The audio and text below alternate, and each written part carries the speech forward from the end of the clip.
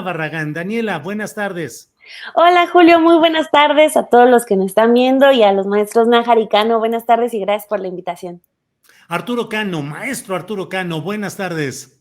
Maestro Julio Astillero, muy buenas tardes. Gracias a todos los que nos acompañan. Gracias a Daniela. Alberto, ¿cómo estás? No, pues aquí ya vamos a hacer una corriente sindical, Alberto, de la Coordinadora Nacional de Trabajadores de la Educación Periodística. Maestro Nájar, buenas tardes. Maestro Julio, maestra Daniela, maestro No. Arturo, ¿cómo están? Buenas tardes.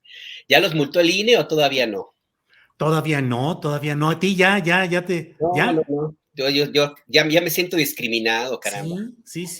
¿A ti, Daniela, no te ha llegado nada? No, concuerdo con Alberto de que ya hasta me siento mal de que no me hayan ni llamado la atención. Así de irrelevantes somos. Pues sí, Arturo, nada, ninguna llamada del INE, ni algún asomo de censura o algo que podamos aquí denunciar. No, pues parece ser que uno no cuenta ahí en las listas negras del señor Córdoba. ¿Por qué será? ¿Ustedes qué piensan? Pues ¿Qué habrá tendremos que hacer algo más activo para poder ganarnos, cuando menos eso, que ya es como medallita de buen periodismo, el que nos manden una orden de bajar un material o de hacer algo por el estilo. Alberto Nájar, déjame poner estos unos segunditos, son 8 o 9 segundos y platicamos de este tema. Por favor, Andrés. Unidad, unidad, unidad, unidad, unidad, unidad, unidad, unidad, unidad.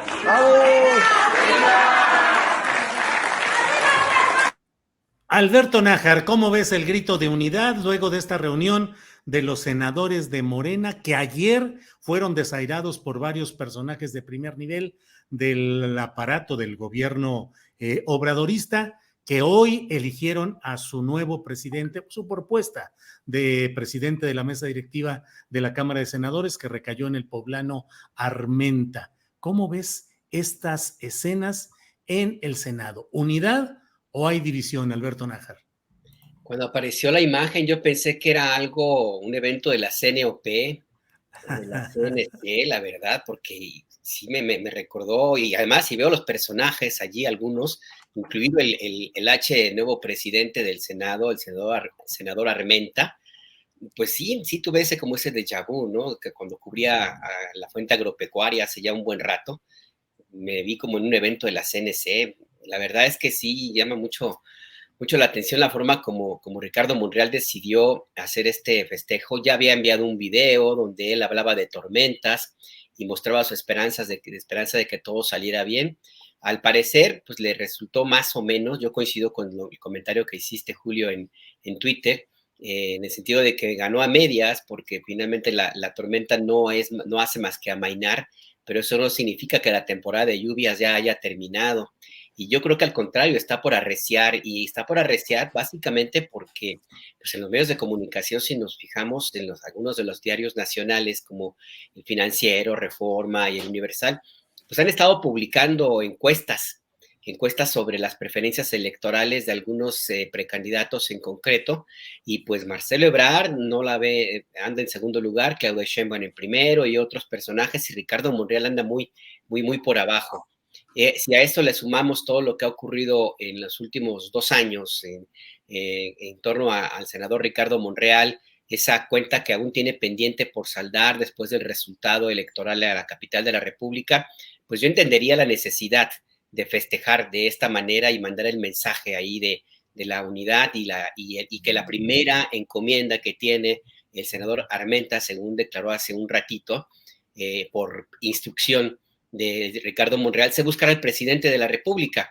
O sea, tratar de tender un puente que está roto desde hace ya algún tiempo, y que las acciones de Ricardo Monreal no han hecho más que a profundizar esa brecha que se ha construido en esa relación entre el presidente López Obrador y el presidente, el coordinador pues de la Junta de Coordinación Política del Senado. Así es que pues yo creo que esto es apenas un episodio de lo que viene.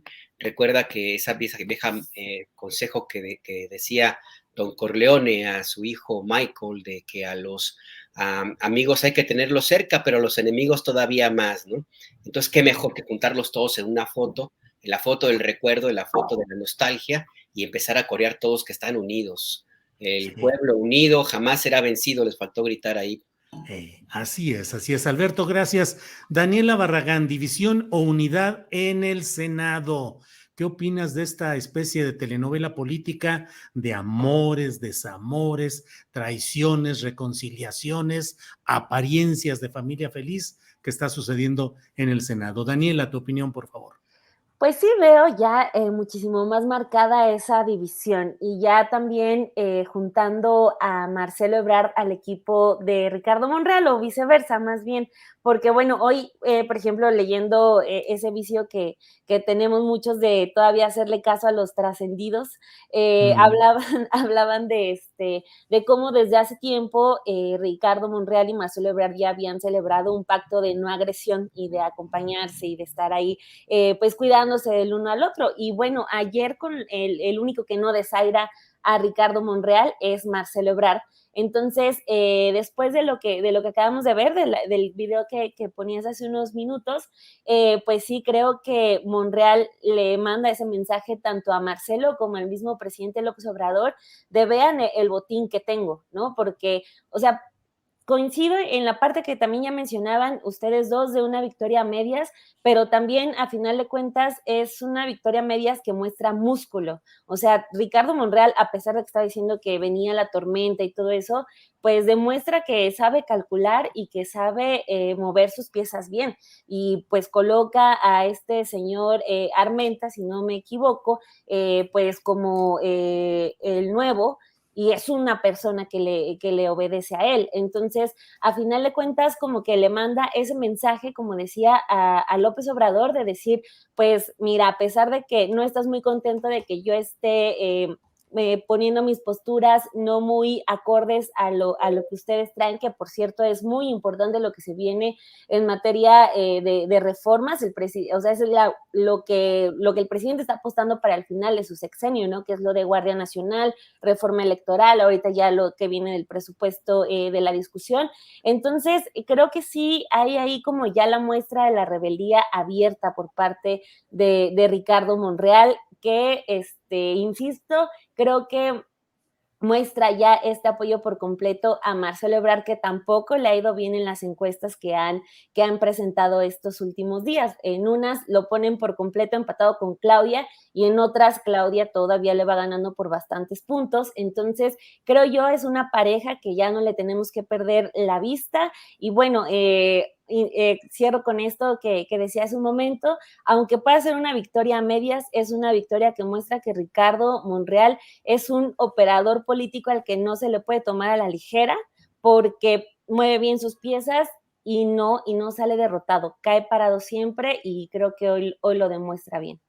Sí, Daniela, lleva largos años, 3 décadas casi de estar cayendo siempre parado, ya ha transitado por los diferentes partidos y siempre cumpliendo funciones de entendimiento político con el poder en turno, particularmente aliado pues con Andrés Manuel López Obrador, pero lo mismo ha pasado como préstamo a la bancada del PT, que ha estado en fin, siempre ha estado moviéndose y siempre ha estado cayendo parado, pero quién sabe ahora que es como que la suerte suprema en la carpa nacional de la política anda ahí en el aire y no sabemos qué vaya a suceder. Gracias, Daniela.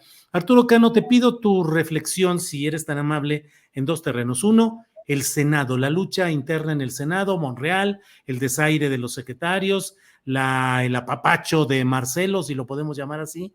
Y luego nos queda también el escenario poblano. Si quieren ese, lo dejamos para una siguiente ronda, porque en Puebla, pues está el pleito entre 2 primos, Ignacio Mier y ahora Armenta, que son aspirantes a la candidatura al gobierno de Puebla por Morena y que traen ahí pleito cerrado con el gobernador Barbosa, que también está metido tratando de empujar su propia carta. En fin, Arturo, sobre el escenario. No te respetaba, cabrón, ¿no? Sí, Es la sí, gran sí. frase Así es. del Y señor luego, gobernador. Y la bronca contra el propio Adán Augusto, diciéndole que él pensaba que los secretarios de gobernación eran para equilibrar y no para desequilibrar un Estado. En fin, Arturo, sobre este escenario senatorial, tu opinión, por favor. Bueno, primero servicio a la comunidad. Hace un rato, Julie, cuando la entrevistabas, no recordó el nombre de los autores de la biografía de Emilio Azcárraga, el Tigre. Son Andrew Paxman y Claudia Fernández, los autores de esa biografía, que fue un libro muy importante, pues realmente un recuento muy importante de este personaje tan poderoso y tan peculiar que llegó a declararse soldado del presidente. Pues yo creo que en el Senado, esta imagen, estos segundos que pusiste del grito de los senadores de Morena, de unidad, bueno, pues está bien para la foto, para el video del momento, pero yo creo que más, les propongo una hipótesis, ¿por qué no vemos esto más que como una fractura, o han dicho algunos, la crónica de una ruptura anunciada de Monreal con el presidente López Obrador? Yo más bien lo vería como una consecuencia natural de la manera como se integró la bancada de Morena en el Senado, de Morena y sus aliados. Es decir, de la manera dominada absolutamente por el pragmatismo que hizo llegar al Senado y a esta bancada que podemos colocar del lado del proyecto del presidente López Obrador a expriistas, expanistas, bueno, hasta Lili Telles llegó, ¿no? Sí, sí. Entonces, pensaba yo en lo que dicen los clásicos: no se puede hacer la revolución sin revolucionarios. No se puede hacer la transformación sin transformadores. Se puede dar viabilidad y continuidad al proyecto obradorista sin obradoristas, porque quien llega al Senado, a la presidencia del Senado, Alejandro Armenta, pues no tiene una trayectoria que lo acredite como militante, vamos, ni siquiera como simpatizante del morenismo o del obradorismo hasta hace unos pocos años. Más bien es una hechura del Gober Precioso, es una hechura de Mario Marín. Muchos de los cargos importantes que tuvo en su trayectoria política antes de su conversión al morenismo fueron del equipo político de Mario Marín, y sobre todo por la cercanía que tenía con un personaje, Javier López Zavala, creo que se llama, ahora preso por el asesinato, acusado del asesinato de su expareja. Sí, una abogada. Vamos, de esto se ha llenado el barco del obradorismo, digamos, de montones de expriistas, expanistas, quién sabe qué cosa. La pregunta de fondo, yo diría, es, pues, ¿realmente el presidente cuenta con un amplísimo respaldo popular de entre 60 al 70%? ¿Esa fuerza política le puede dar cierta tranquilidad aderezada por una oposición que no atina a presentar un proyecto y que no tiene figuras atractivas como candidatos hacia el 24? Es decir, le puede garantizar a López Obrador y su movimiento triunfar en el 24, pero yo no estoy seguro de que pueda garantizar la continuidad del proyecto obradorista, porque esto que vimos ahora en el Senado lo acabamos de ver en la elección interna de Morena también. Claro. Cómo se apoderaron y cómo le ganan incluso en muchos estados a los obradoristas tradicionales o históricos, o a quienes construyeron esa fuerza política, los grupos locales de poder. Y pues Armenta representa algo así, ¿no? Eso es lo que vemos. Veo, por otro lado, y me preocupa, una renuncia a hacer política. Es decir, eso de que los secretarios, en lugar de asistir y atender a los senadores de su propia bancada, decidan ausentarse, decidan no estar en la sesión del Senado, pues es de alguna manera una renuncia al ejercicio de la política, donde debería notarse esto que decía Alberto, pues al enemigo hay que tenerlo más cerquita, ¿no? Gracias, Arturo Cano. Alberto Nájar, claro que dicen los clásicos, los conocedores, que cuando hay mucho poder se potencian las pugnas internas. Antes la elección de quién iba a ser candidato de Morena o el PRD, cuando estas corrientes estaban en el PRD, para presidir el Senado, la mesa directiva, pues no concitaban tanta violencia política, solo política, no digo física. Pero ahora, pues fue una pelea cerrada en la cual hubo cuando menos 4 aspirantes a ocupar la postulación de Morena para presidir esa mesa directiva. Falta que lo apruebe la mayoría en el Senado, pero Morena ya enfila su propuesta específica. Estuvieron Higinio Martínez, que viene de perder la candidatura a el gobierno del Estado de México por Morena. Estuvo José Narro, este senador zacatecano de movimientos agrarios, que está entrampado por esto que ha detallado mucho Héctor de Mauleón, de la desaparición de 2 marinos que lo custodiaban a petición de él y desaparecieron y no hay rastro ni razón de qué sucedió. Y estaba también Gabriel García, que es una especie de destripado de los grupos internos de Morena, que tuvo mucho poder, que fue el gran coordinador de las brigadas de trabajo asistencial y electoral y que fue desplazado luego de las elecciones de 2021. ¿Cómo ves esa lucha interna, en este caso por la presidencia de la directiva del Senado, pero en general la lucha interna de estos factores de Morena, Alberto Nájar? Mira, pues normal, si tomamos en cuenta el tamaño del premio que están buscando, porque efectivamente, antes de que fueran partido en el gobierno, pues sí había una lucha interna y era cuerpo a cuerpo, sillazo por sillazo, naranjazo por naranjazo, como eran los pleitos en el PRD. Ustedes recuerdan cómo terminaban ahí en el Salón Covadonga, que cada rato terminaban las sillas volando, ¿no? Entonces, ese tipo de cosas pues son muy comunes en los antecesores, que son los mismos como la mayor parte de los que integran a Morena. Y yo veo que esto forma parte de una lucha que tiene ya un rato y que ha encontrado este escenario mediático ahora mismo en el Senado, porque le toca la puerta a uno de los aspirantes a la candidatura presidencial que ha sido más cuestionado y que finalmente se le está presentando como una especie de traidor al obradorismo, ¿no? Que no deja de ser, coincido con Daniela, un operador bastante útil y con un colmillo tan grande como de la Ciudad de México a Fresnillo, Zacatecas, ¿no? Entonces, por ese lado, me parece que esta es apenas un round inicial de lo que viene. La siguiente etapa del encontronazo van a ser las votaciones que tengan que realizarse en la Cámara de Senadores y también en la Cámara de Diputados, por supuesto. Y el siguiente round, pues tendrá que ser la elección del Estado de México y ya el proceso más perfilado para decidir quién va a ser el candidato o candidata de Morena para la presidencia de la República.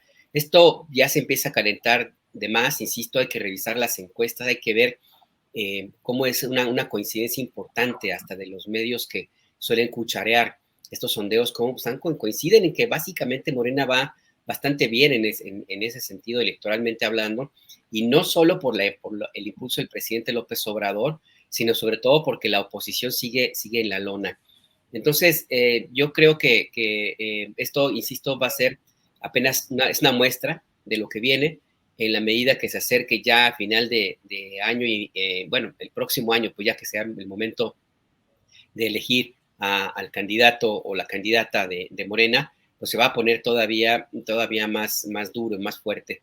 Habrá que ver realmente cuál es el interés que pueda haber en el Senado el ganar, pues, mantener la posición del Senado de la República más allá de las aspiraciones de Ricardo Monreal, y qué tanto también es una especie como de disputa de sacar ya, pues, a Monreal pues, descarrilarlo completamente, ¿no? Ya que deje de hacer ruido y tratar de presionarlo para que se defina si va a seguir en el movimiento o finalmente ya se encamina hacia la eventual candidatura por parte de la oposición, como no son pocos los que lo han dicho.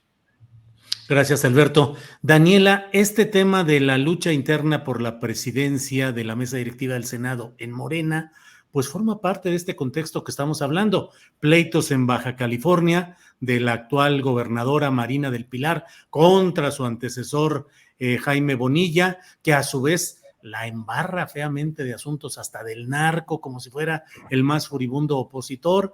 Pleitos en Puebla entre el gobernador Barbosa y otros morenistas. ¿Crees que Morena se está desdibujando un poco en aras de esa pragmática lucha electoral por los cargos, aunque el presidente de la República diga que no se vale luchar por los cargos nada más porque sí, en los hechos hay una pelea feroz por ellos en Morena? ¿Qué opinas, Daniela? Pues sí, sin duda como que las palabras del presidente López Obrador parece que solo funcionan para los spots, ¿no? Porque acabo de ver un spot de Mario Delgado que cierra diciendo, amor con amor se paga, o sea, sí, como no me sirve para hacer la campaña, para hacer como que sí, pero pues no, definitivamente el asunto de que ya se estén mostrando tan rápido como pues están criticando, por ejemplo, a la oposición de que no tienen un plan, en 4 años no han podido generar un proyecto alternativo real más que basar solamente su estrategia en el odio ciego a López Obrador. Pero pues de este lado, pues están caminando rapidísimo a convertirse en el PRD, ¿no? Yo lo he dicho varias veces con esta parte de las sectas que fue lo que terminó por diluir por completo al PRD. Digo, ahorita lo que queda pues ya es otra cosa, pero fueron las sectas lo que por completo destrozaron ese partido que era pues el representante de la izquierda política en México. Llega Morena y pues la desesperación de mucha gente, de millones de personas por tener una alternativa, y esa alternativa que estuviera encabezada por alguien como López Obrador, pues vuelca el apoyo. Entonces pues yo creo que muchos de los que integran Morena pues están por completo cegados, ni siquiera se han dado cuenta de la responsabilidad que tienen en manos, más allá de que si se quedan con la Junta de Coordinación Política, más allá de que si logran ser candidatos o no, tienen una responsabilidad importante que son la de millones de personas que están votando por su partido, es más, hasta independientemente de quiénes son los que encabezan. Por eso tenemos a personajes tan nefastos que han llegado a puestos públicos. Entonces, la gente está apostando por Morena a cualquier costo y desafortunadamente quienes lo integran, muchos de ellos no están a la altura. O sea, están, yo creo, muy emocionados todavía por el triunfo de 2018. Siguen echando serpentinas con eso, pero pues yo creo que ya deberían despertarse de la fiesta porque pues la situación del país es muy seria y sobre todo pues la situación de la elección presidencial es muy importante porque pues está la continuación del proyecto de López Obrador. Apenas también, por ejemplo, estábamos publicando en Sin embargo unos textos sobre el Estado de México y Coahuila en concreto y que van a tener elecciones el próximo año. Y hablábamos de cómo las dos entidades ya están llenas de los rostros de estos candidatos, rostros sonrientes y todo, porque todo el mundo está muy contento de yo me voy a quedar con el Estado de México, ya le vamos a arrebatar al PRI Coahuila, esto y aquello, pero oye, habla de feminicidios, habla de la deuda que tiene, por ejemplo, Coahuila, habla de los baches que tiene todo el Estado de México, habla de las cosas concretas, pero no se están bajando ninguno, todo el mundo está en la operación política, que si la encuesta, que si aquello, y se están olvidando de lo que realmente tienen que hacer, que es ser gobierno y sentar un precedente de un gobierno de izquierda. Ahorita, pues como empezó Alberto diciendo, pues esto nos recuerda a imágenes de la CNOP, cosas priistas, cosas de lo que terminaron por aniquilar al PRD. O sea, eso no es un partido de izquierda con el que cuenta el apoyo, que cuenta con el apoyo de millones de personas. Yo creo que sí es muy grave lo que está pasando con Morena, lo que vimos apenas en sus elecciones internas, también que dijimos, pues hay vicios, tienen derecho a que haya vicios, pero pues tiene que haber un castigo para quienes generaron todo el caos que vimos. Hasta el momento no ha ocurrido nada, entonces pues ellos siguen como en la fiesta y como que ya se tardaron para ponerse a gobernar, porque ahorita ya están concentrados en 2023 y ya están concentrados en 2024, entonces pues creo que estamos bastante perdidos y es una decepción que no se pongan a la altura de la responsabilidad que tienen. Eso creo que es lo que tendría que pensar Morena, más allá de todo lo que quiere ganar en el futuro. Gracias, Daniela. Arturo Cano, confiese que ya vio durante 5 horas el documental, la docuserie de Netflix sobre Florence Cassés e Israel Vallarta. ¿Ya lo viste, Arturo? Por eso vamos a recomendar que se transmita gratuitamente, ¿no? Porque ahora, hasta ahora nada más lo pueden ver los suscriptores de esa plataforma de streaming, ¿no? Pues hay muy poco que agregar, Julio, después de esa entrevista muy amplia que tuviste con estas dos compañeras periodistas que han seguido a profundidad este tema. Yo creo que este asunto, por supuesto, es una de las mayores vergüenzas que tiene el sistema de justicia mexicano,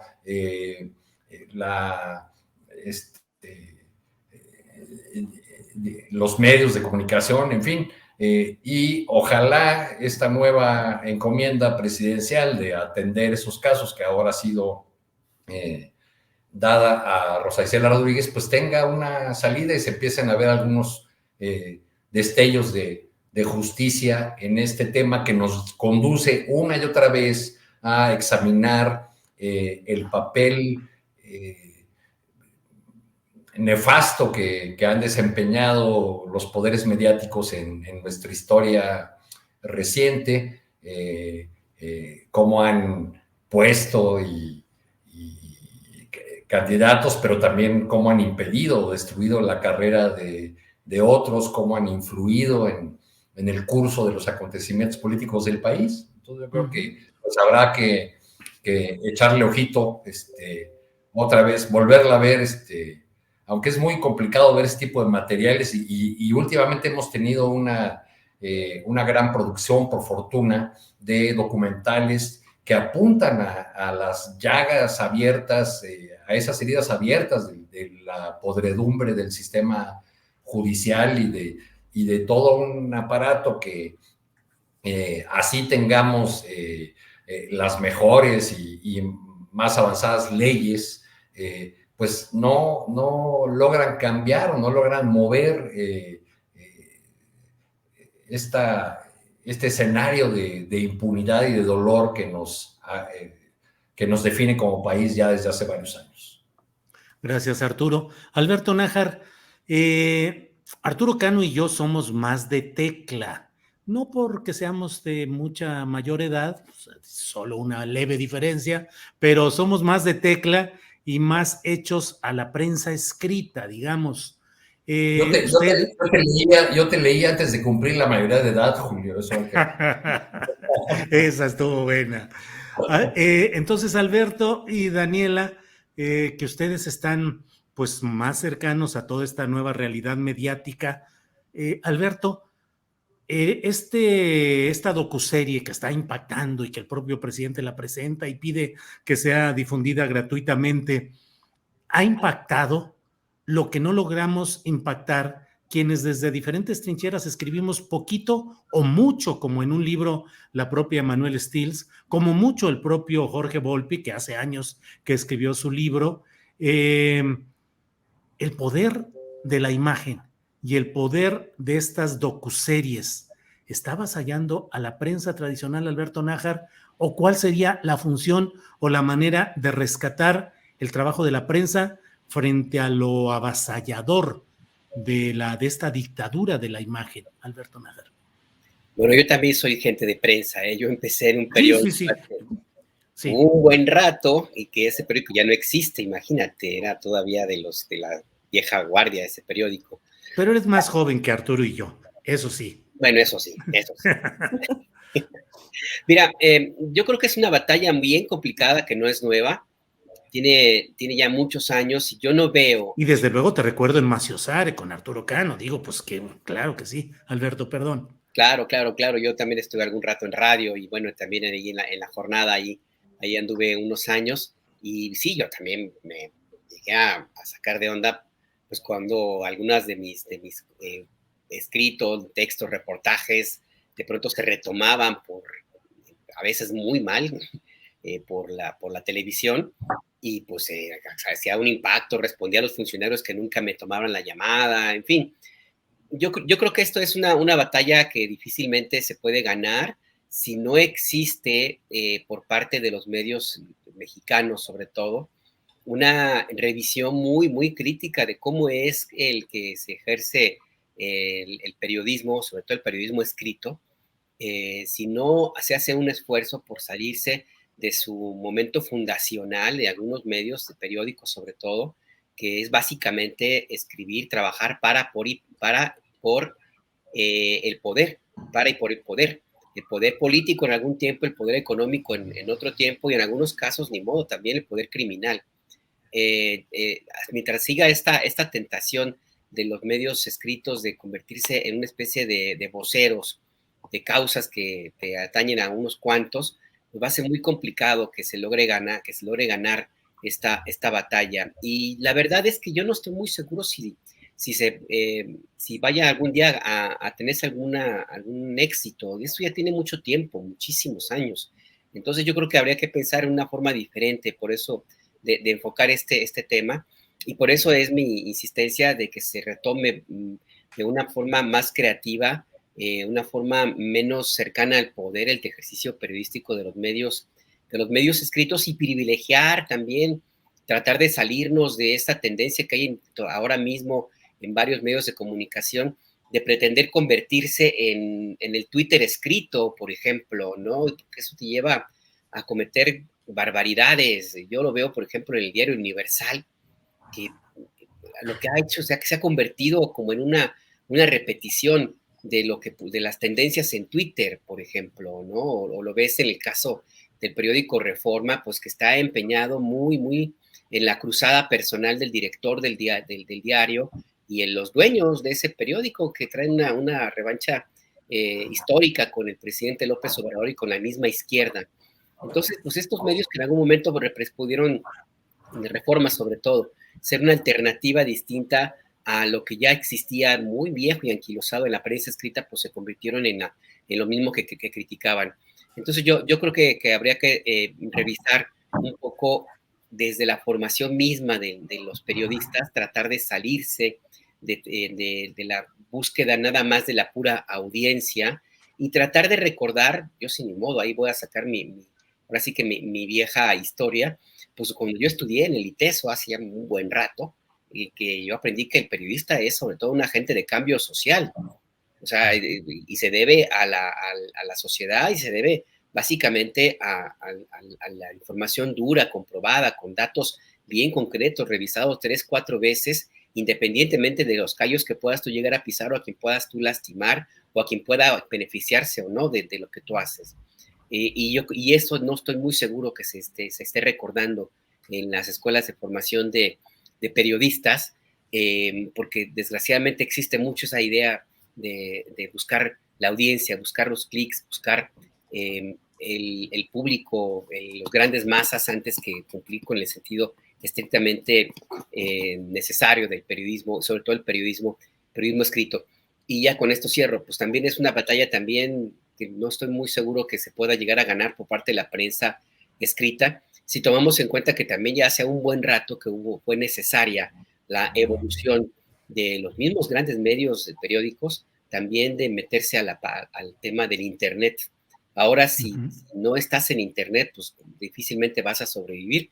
Hay muy pocos casos en los cuales todavía exista grandes medios escritos que mantengan el mismo nivel de éxito que con el que llegaron a contar en épocas pasadas. Hay que hacer una revisión muy profunda en varios aspectos, pero el primerito que se me ocurre a mí de entrada, y que yo lo digo por lo que vemos ahora mismo en México, pues sí hay que revisar a quién estamos escribiendo, cuál es nuestro objetivo, nuestro central de hacer periodismo escrito, y pues de cerrar un poco esa idea de tratar de seguir los pasos del Twitter. Yo creo que por ahí no vamos a llegar a ningún lado.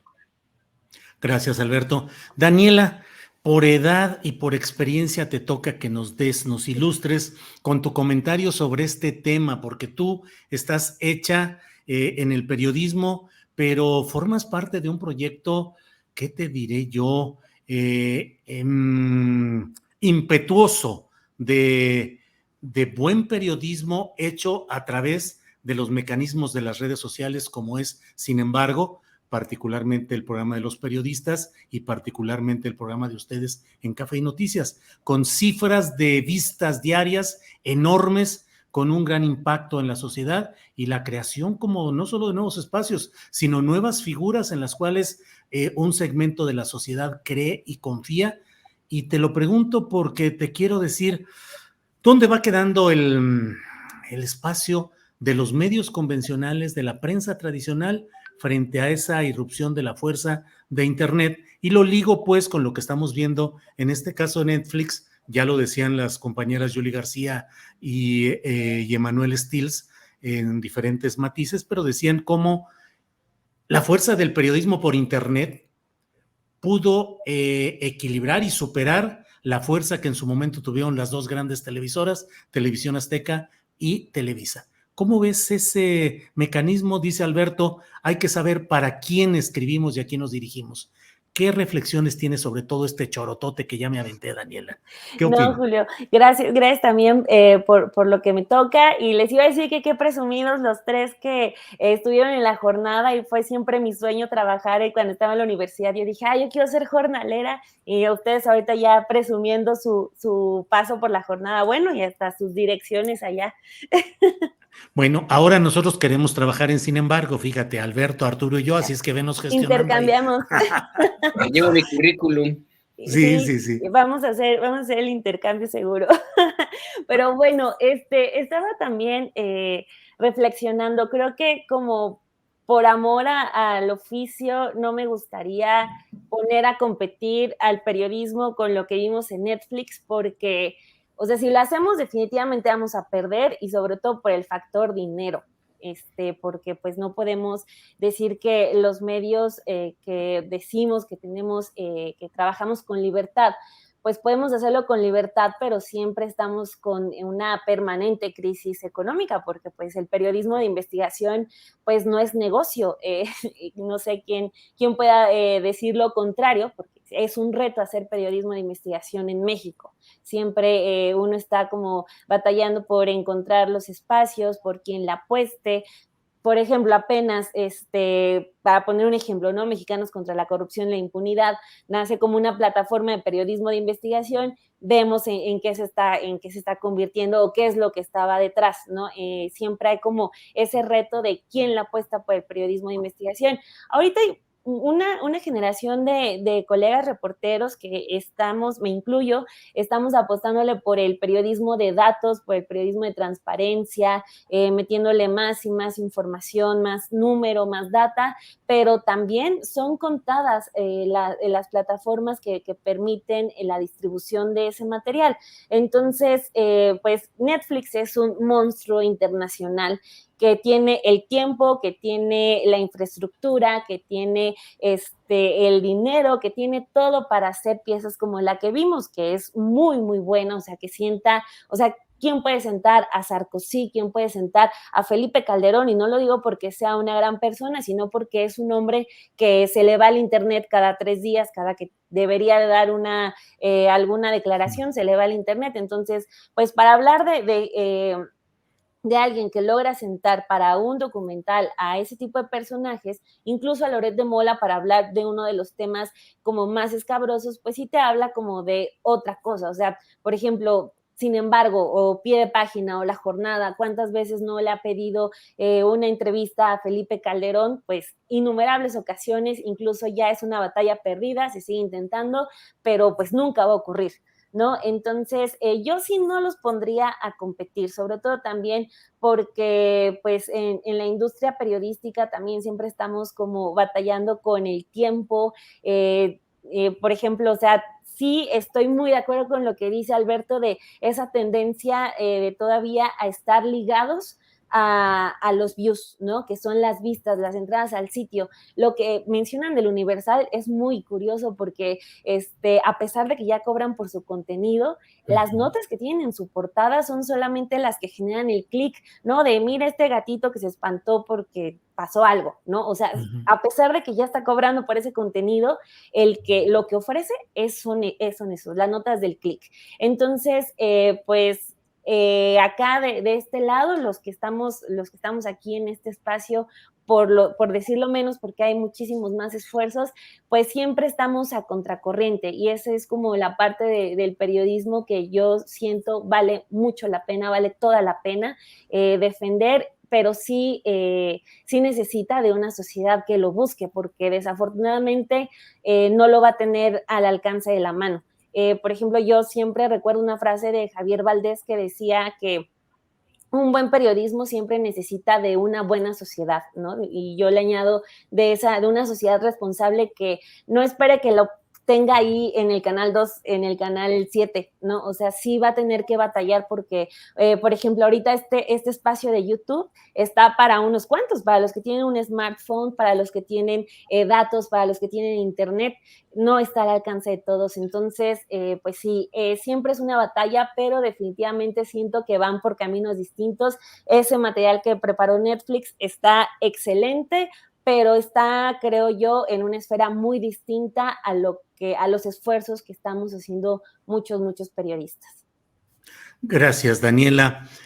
Arturo Cano, pues ya que hablamos de medios y de sus agendas políticas, a mí me ha llamado mucho la atención ver a Reforma pegándole, golpeando a Vargas, el precandidato del Partido Acción Nacional para gobernar el Estado de México. Me he llegado a preguntar, ¿será que el director editorial de Reforma desea golpear a este precandidato panista para que no haya choque, para que no haya ruptura en la alianza Va por México, en el Estado de México, que si el PAN se va por su lado, pues el PRI, que se supone que tiene el derecho de la prioridad en poner candidato, pues habría una ruptura por ahí. En fin, ¿qué opinas de este tipo de hechos como este golpeteo desde Reforma, específicamente al precandidato panista al gobierno del Estado de México? Y en general, ¿qué opinas del proceso político del Estado de México, Arturo? Pues creo que Vargas es un muy mal candidato para esta coalición llamada Va por Claudio, ¿no? ¿O cómo se llama? Va por México, Arturo. Perdón, creo que Vargas es un personaje que resume, que encarna todas las maldades de la clase política mexiquense. O sea, violento con las mujeres, con antecedentes truculentos de corrupción, de enriquecimiento ilícito. Es un candidato que no le sirve a la alianza opositora. Entonces, este golpe va dirigido a bajarle las ínfulas al PAN en el sentido de no van a ser ustedes los que pongan el candidato, va a ser el PRI, va a ser del Mazo y la candidata va a ser la secretaria de Desarrollo Social del gobernador Alfredo del Mazo. No sería la primera vez que el diario de Reforma actúa de una manera abierta, aunque ahora lo haga a partir de una investigación sobre la corrupción del candidato, actúa de una manera abierta tratando de llevar el barco de la política hacia el lugar de su conveniencia. Yo creo que ustedes deben recordar que en 2018 Reforma de manera explícita exigió al PRI y al PAN que enfrentaran a López Obrador con una sola candidatura. Lo que planteaban en ese momento es que Meade se bajara, que José Antonio Meade, candidato del PRI, se bajara y declinara a favor de Anaya. Entonces veo una jugada parecida, creo que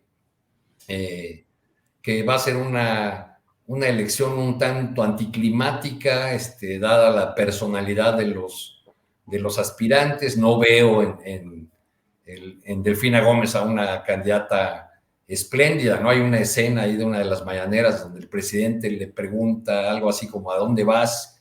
Y vamos, alguien con más ímpetu político, o qué palabra usaste hace rato para sin embargo, es la que ando... ¿Qué dije? Impetuoso. Exacto. Alguien con más ímpetu político hubiera respondido, señor presidente, pues de aquí me voy a recorrer el Estado de México y a ganarme al pueblo casa por casa o algo así, ¿no?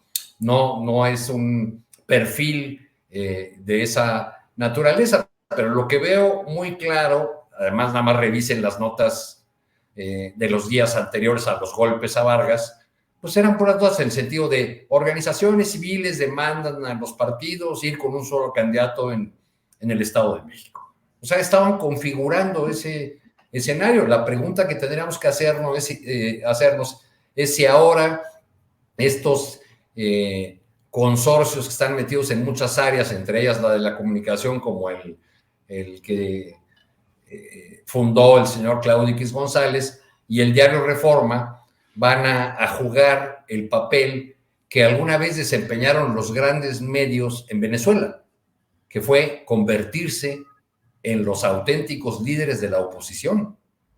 La oposición estaba al servicio de en los primeros años de Chávez, de lo que decían, de lo que dictaban los dueños de los periódicos. Y así le fue a la oposición, ¿eh? Una derrota tras otra. A manos del chavismo en aquel momento. Era otra circunstancia, no la actual de Venezuela con Maduro, pero sí hubo un momento donde incluso Otero, uno de los directivos principales del diario El Nacional, que era como el Reforma de Venezuela, llegó a reconocer en una entrevista con corresponsales extranjeros que sí, que ellos dictaban la línea de la actuación de la oposición. Y también fijaban la agenda de los medios electrónicos, ¿no? Digo, por lo que decías hace rato de si ya los que empezamos o hacemos prensa escrita vamos de salida, no, pues gran parte de la conversación pública, aún en estos medios nuevos, ocurre porque antes se publicó en la prensa, porque hay un artículo de opinión, porque hay un reportaje de investigación.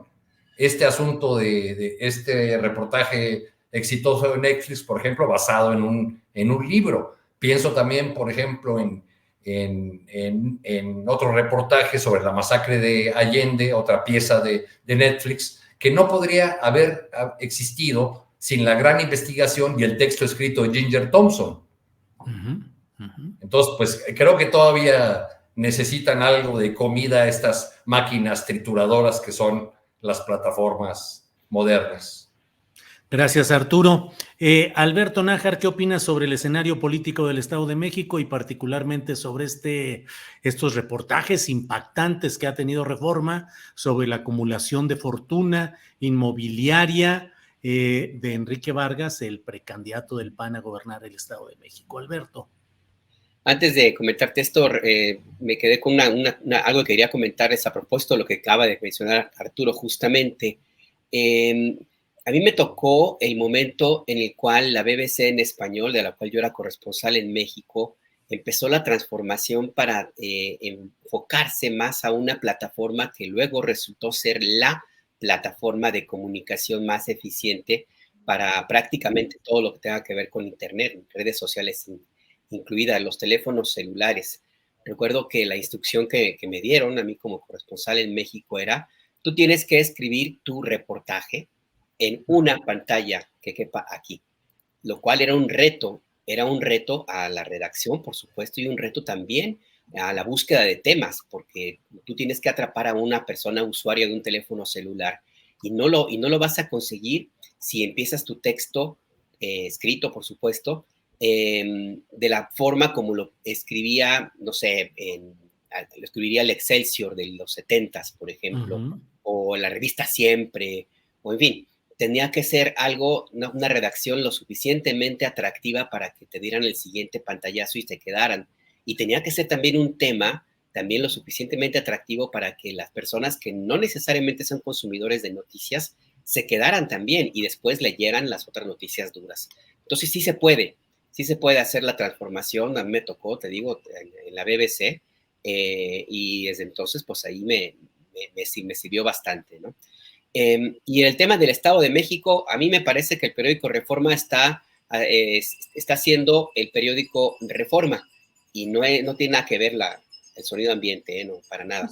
El periódico Reforma está simplemente dando un paso más hacia ese camino que decidió emprender, de dejar de ser un medio de comunicación, un periódico como lo fue en su momento inicial, y tratar de convertirse en un actor político más dentro de esta idea de la revancha en contra del presidente López Obrador y el movimiento de la 4T.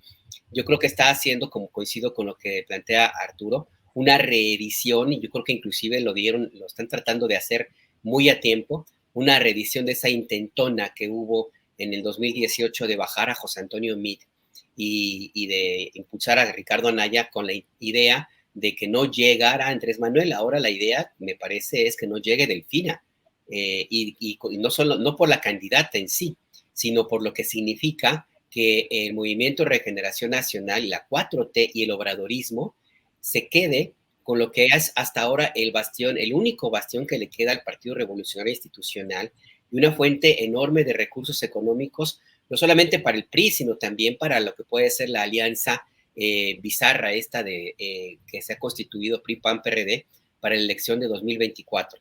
Entonces yo sí veo a Reforma muy metido en esa dinámica de tratar de impedir desde ahora que llegue Delfina. Y también una forma también de mandar el mensaje a Alfredo del Mazo. O sea, también de decirle, o te pones las pilas o lo hacemos nosotros. Una forma también de presionar al gobernador. Yo no veo necesariamente un tema de recursos económicos para Reforma. Creo que más bien es una cuestión más política, más al proyecto de desesperación en que están emprendidos los opositores a la 4T, pues ya desde hace algún ratito. Y nada más, de nuevo, revisar las encuestas. Las encuestas son un termómetro ahí que puede ayudar a entender lo que está haciendo Reforma. Gracias, Alberto. Daniela Barragán, ya algo mencionaste sobre la situación política del Estado de México, política y social, pero ¿cómo ves este movimiento de los precandidatos de Delfina Gómez, que todavía no lo es oficialmente, pero que ya está ahí, y estos reportajes de Reforma señalando la enorme fortuna inmobiliaria del precandidato del PAN a gobernar esa entidad? Daniela, por favor. Sí, a mí me gustaría agregar a lo que mencionaba Alberto de que es bastión. Yo le añadiría es bastión y guarida de la clase política priista. O sea, también les conviene porque tienen que tener guardadas ciertas cosas. A mí me gusta recordar siempre a la gente que, imagínense la situación en la que está el Estado de México, que es la entidad que aguantó 12 años a Enrique Peña Nieto. O sea, y 12 años seguidos. Fueron 6 de gobernador y 6 de presidente. O sea, nadie en el país sabe qué se siente eso más que los mexiquenses, y vaya que se nota. Es una entidad que tiene muchísimos temas pendientes. Ya los hemos enumerado. Entonces, pues es como muy lastimoso, ¿no? Que la discusión se centre en eso, en los intereses que quieren conservar los Atlacomulcos, los ex Golden Boys, porque ya crecieron en edad. Entonces, pues es muy triste lo que puede pasar. Espero que Delfina Gómez se quite un poco la máscara gris que tuvo en la Secretaría de Educación Pública y se muestre aguerrida, porque lo tiene que hacer, porque la situación como lo estamos viendo, o sea, entre el PAN y entre el PRI está fuerte. Entonces tendrá que mostrarse ella muy, muy aguerrida, y sobre todo también porque tiene un reto, además de arrebatar el Estado de México, también de demostrar que además va a ser una mujer que puede arrebatarles al Grupo Atlacomulco ese bastión diagonal guarida. Entonces, pues ahora sí que creo yo que sí está en la cancha de Delfina Gómez, porque el PRI va a seguir moviendo sus fichas. Mucho se dijo de que Del Villar se había reunido en Madrid con Peña Nieto para acordar que iban a ir juntos. Ahorita está saliendo esto de Reforma, que por cierto, Del Villar ha desmentido, pues hasta el momento, bastante bien lo que ha publicado el periódico Reforma ayer y hoy, que eso es otra cuestión de qué pasa si le seguimos creyendo todo a Reforma o no, porque los desmentidos que ha dado el candidato del PAN, honestamente, insisto, sí han estado bien. Pero bueno, creo yo, el tema de el objetivo político ya se logró, ¿no, Daniela? O sea, el golpe Sí, ya está dado al sí, candidato del y PAN, van ya a lo... continuar, ajá, Y y además, van a continuar. viniendo de Reforma, que es un medio que goza de gran credibilidad y estima entre las oposiciones y sus seguidores, pues es un golpe bastante más duro que se lo hubieran dado en la mañanera, digo. Sí, no, sí, sin duda. Ahorita, y sí, tal cual, entre nosotros podemos estar hablando de eso, de qué tan bien sigue la credibilidad de Reforma, pero el golpe político sí se va a dar y va a continuar. O sea, porque eso es lo que Reforma ha estado también demostrando en los últimos años, que agarra un tema y de ahí hace campaña. Entonces, el asunto va a continuar. Entonces, yo creo que, como decía, el balón está en la cancha de Delfina Gómez, de poder ser todavía más fuerte a la guerra que vayan a tener el PRI, el PAN, el PRIAN o lo que sean, pero sí, va a depender mucho de Delfina y insisto de que se quite esa máscara gris que tuvo estos años en la SEP. Gracias, Daniela. Bueno, pues son las 2 de la tarde con 55 minutos. Luego de esta mesa tenemos alguna información y comentarios con Adriana Buentello. Entonces, Arturo Cano, llega el momento tan gustado de los postrecitos sobre la mesa, que en esta cocina periodística pueden ser dulces o amargos. Arturo, lo que quieras poner sobre la mesa, por favor. Pues creo que lo sucedido en el Senado nos da para el postre de hoy y nos va a dar para la cena, para el desayuno de mañana y quién sabe cuándo, ¿no? Porque ahorita así echándole ojito mientras desaparece la pantalla de las redes, ve que ya comenzaron los reclamos, ¿no? El senador Cravioto reclamándole al senador Narro que votó por Armenta, que los traicionó, según alguna declaración que leí por ahí. Entonces van a empezar esos ajustes de cuentas y quién votó por cuál y cómo no hubo el cierre de filas que se esperaba. No hay que olvidar en el caso del senador Narro, que es zacatecano y que parte, Sí, claro. digamos, de su capital político lo ha tenido en Zacatecas y también de sus conflictos, porque él ha tenido una relación ambivalente con Ricardo Monreal desde hace muchos años. Han atravesado en el camino unos a otros, a pesar de que Monreal estuvo en el PT. Pues esa fue un poco la razón por la cual Narro pasó a Morena y salió del PT, partido del que fue parte durante muchos años. Uh-huh. Entonces, bueno, Bien. creo que nos va a seguir dando muchísimo más que estos postrecitos el tema de lo ocurrido en el Senado. Gracias, Arturo. Alberto Nájar, postrecito, por favor. Pues mira, no es un postrecito dulce. Rosario Rodríguez, que formaba parte de un colectivo de búsqueda de personas desaparecidas en Sinaloa, rastreadoras, fue asesinada. Apareció su cuerpo hace unas horas, ya fue confirmado el crimen. A ella se la llevó un grupo armado anoche, todavía antes de que terminara el 30 de agosto, que es el Día Internacional para recordar las desapariciones forzadas a nivel internacional. A mí me parece que este es un tema fuerte, no solo por el hecho del asesinato de Rosario, que estaba buscando a su hijo y había sido amenazada por buscarlo, sino porque se suma a algo que el gobierno, desgraciadamente, el presidente Andrés Manuel López Obrador va a llevar como una medalla poco honrosa. Esa decisión de ser no totalmente activo para solucionar esta tragedia humanitaria que implica la desaparición de personas en México, y el hecho mismo de que no haya habido la capacidad del Estado mexicano de darle la protección que necesita Rosario y otras madres y padres y hermanas y hermanos e hijos de personas desaparecidas en México. Es una muy mala noticia, sí, por la muerte de Rosario, pero sobre todo por lo que significa este mensaje de impunidad y de este desacato de parte de los perpetradores del crimen. Se la llevaron el Día Internacional que se recuerda la desaparición forzada, la asesinaron y el mensaje que envían es háganle como quieran, nosotros seguimos en lo mismo y no hay quien pueda pararnos. Y desgraciadamente parece ser que, como van las cosas, van a tener razón. Insisto, porque no hay una una acción más definitiva, más contundente de parte del gobierno del presidente López Obrador, que ni modo todo se perfila para que se lleve esta parte negativa en la evaluación de la que la historia tendrá que hacer de este movimiento de transformación que encabeza el presidente López Obrador. Gracias, Alberto. Daniela Barragán, te toca el postrecito realmente final. El último para cerrar esta mesa, postrecito amargo o dulce, como tú lo desees, Daniela. Pues nos seguimos amargo porque yo iba a sacar igual un dato referente a la violencia en contra de las mujeres, porque hoy INEGI publica su encuesta nacional de la dinámica de los hogares, que esa es la que nos da los datos para, en lugar de estar hablando como en la nube y al aire, pues tenemos los datos, y nada más doy uno que pues ya después del otro caso que comenta Alberto, pues lo termina por materializar. 70% de las mujeres experimentó al menos una situación de violencia a lo largo de su vida, el 70% de diferentes, puede ser física, sexual, económica, pero pues imagínense, el 70% de las mujeres experimentan violencia en su vida, es bárbaro. Bueno, Daniela, pues claro que es bárbaro y claro que es parte de las estadísticas que reflejan una realidad vivencial cotidiana. Pues Arturo Cano, muchas gracias y buenas tardes. Buenas tardes, Julio, Daniela, Alberto, que estén muy bien. Gracias a todos los que nos siguieron.